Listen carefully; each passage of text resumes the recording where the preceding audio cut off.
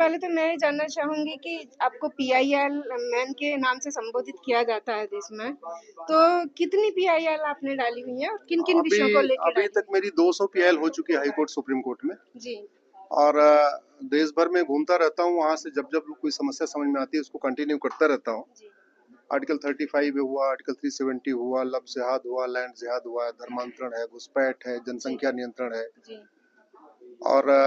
और भी जितने भी इस तरह के विषय हैं जिससे भारत की संस्कृति को खतरा है, उन विषयों पर मैं पीएल करता रहता हूँ। देश में अब तक 500 जिलों में जाना हमारा हुआ है।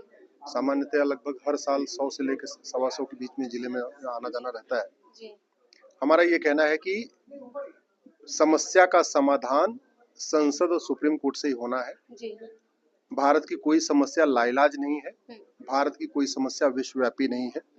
भारत की समस्याएं जो भी हैं इन सबका इलाज है, लेकिन इसके लिए समस्या के रूट काज को समझना होगा, उसका परमानेंट सोल्यूशन करना पड़ेगा।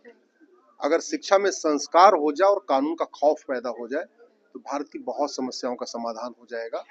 जनसंख्या नियंत्रण कानून बहुत जरूरी है, धर्मांतरण नियंत्रण कानून बहुत जरूरी है, घुसपैठ नियंत्रण कानून बहुत जरूरी है। पर डे हमारी 100 बेटियां लफ्जिहात 1000 बेटियां लफ्जिहात का शिकार हो रही हैं, क्योंकि लफ्जिहात के खिलाफ राष्ट्रीय स्तर कोई कानून नहीं है। प्रतिदिन 10,000 हिंदुओं का धर्मांतरण हो रहा है, क्योंकि धर्मांतरण पे राष्ट्रीय स्तर पर कोई कानून नहीं है। 5-6 करोड़ घुसपैठी इस समय भारत में रह रहे हैं, क्योंकि राष्ट्रीय स्तर पर जो घुसपैठ का कानून है 1946 का बना हुआ है और बहुत ही बेकार है, इसलिए घुसपैठियों को कोई खौफ नहीं पैदा हो रहा है। 90,000 बच्चे रोज पैदा हो रहे हैं, साल में 3.25 करोड़ बच्चे पैदा हो रहे हैं। सरकार जब तक 2 करोड़ घर बना के देती है 10 करोड़ बेघर पैदा हो जाते हैं। सरकार जब तक 2 करोड़ लोगों को स्वरोजगार देती है 10 करोड़ बेरोजगार पैदा हो जाते हैं। तो समाधान ये है, हम दो हमारे दो सबके दो। इन्हीं विषयों पे पूरे देश में जागरण करने के लिए भी मैं घूमता रहता हूँ और साथ में हाई कोर्ट सुप्रीम कोर्ट में पीएल भी करता रहता हूँ।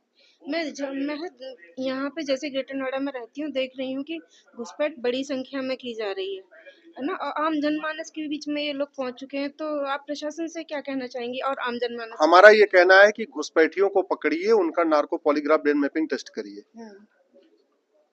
और घुसपैठियों के मददगारों पे एनएसए लगाइए, यूएपीए लगाइए, वेजिंग वॉर की धारा लगाइए, देशद्रोह लगाइए, गैंगस्टर एक्ट लगाइए। जिस दिन भारत में, नोएडा में, गाजियाबाद में, उत्तर प्रदेश में, बिहार, बंगाल में ज्यादा नहीं 100 200 घुसपैठियों को पकड़ के उनका नार्को पॉलीग्राफ ब्रेन मैपिंग करके ये पूछा जाएगा, तुम्हारा आधार किसने बनाया, तुम्हारा राशन कार्ड किसने बनाया, तुम्हारा ड्राइविंग लाइसेंस किसने बनाया, तुम्हारा वोटर आईडी किसने बनवाया, और जिन लोगों ने उनकी मदद किया है उनके खिलाफ ये 5 धाराएं लग जाएंगी, एनएसए, यूएपीए, वेजिंग वॉर, देशद्रोह, गैंगस्टर एक्ट। जिस दिन घुसपैठियों और उनके मददगारों